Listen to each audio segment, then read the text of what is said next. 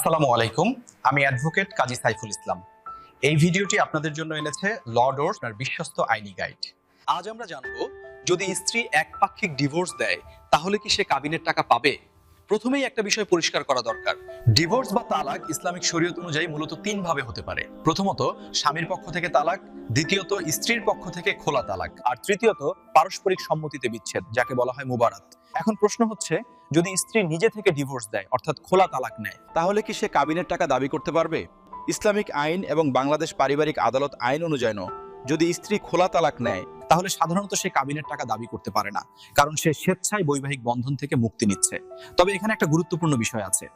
যদি স্বামী কাবিনের টাকা আগে থেকেই বাকি রাখে আর ডিভোর্স বা খোলার তালাকের সময় সেই টাকা স্ত্রী মাফ না করে, তাহলে স্ত্রী চাইলে কাবিনের টাকা পাওয়ার পরে দাবি আদালতে করতে পারে, যদি প্রমাণ দিতে পারে। অর্থাৎ সবকিছু নির্ভর করে কাবিন নামায় কি লেখা আছে এবং ডিভোর্সটা কোন ধরন, তালাক নাকি খোলা, তার উপর।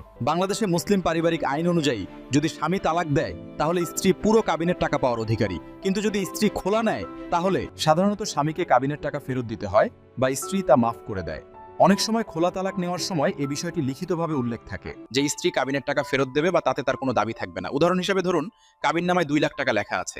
স্ত্রী যদি স্বামীর সম্মতিতে খোলা তালাক নেয় এবং সেখানে উল্লেখ থাকে যে স্ত্রী কাবিনের টাকা ফেরত দেবে, তাহলে সে আর কাবিনের টাকা দাবি করতে পারবে না।